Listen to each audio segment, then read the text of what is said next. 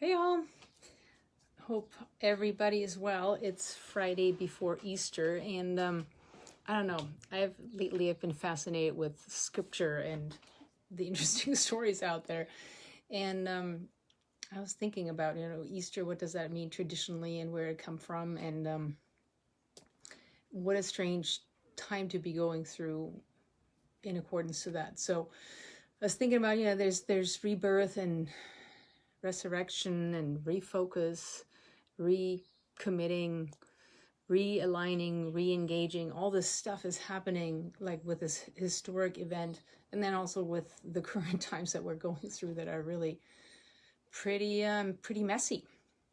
And this is a time that means a lot of change for a lot of people.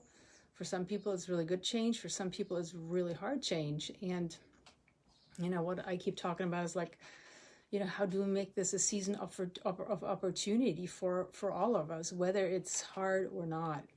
So in a business sense, I'm so blessed because I get to talk to so many people every week who are incredible creators and who are brilliant and engaged and inspired. And, for some people, this has meant their business that was slated for growth and incredible opportunities this year, they've had to make super, super hard changes.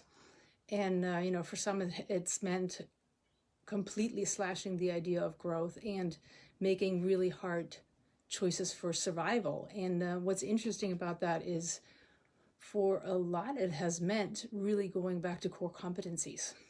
So thinking about, if you're having to slow down right now, what could it mean? What could it be that you should be noticing? What could it be that you should be paying attention to, that you're setting yourself up to when we're coming out of this? And I think that's everybody's global question.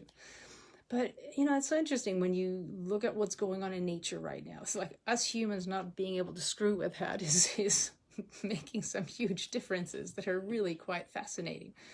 So there is this moment of, okay, if we're going through all this, if we're going through all these changes, all this hardship, for a lot of people, incredible suffering, we should at least make this worth it.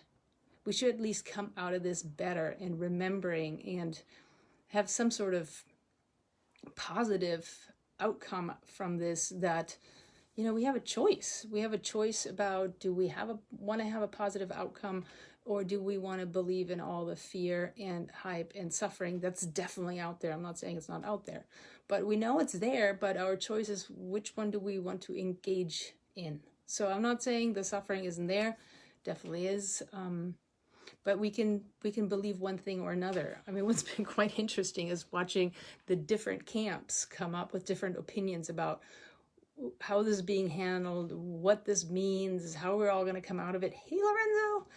And, there's like so many different opinions, and everybody could believe any which way. So which way are you going to believe depends on how do you want this to be when you're coming out of it. So in the business sense, again, it's like, okay, if you are having some time right now, it's a good time to go back and really look at what's actually, it's that moment of truth, right? If we go with the theme of resurrection and rebirth and refocus, it's that moment where you can get creative and think about, okay, where have I been wanting to grow? Where have I been wanting to expand, but it's actually not working? So where is it actually important to go back to core competencies? Where is it important to really evaluate what's working and what's not working? And where is this an incredible gift, because we get to slow down and focus on the things that set us up better for later. So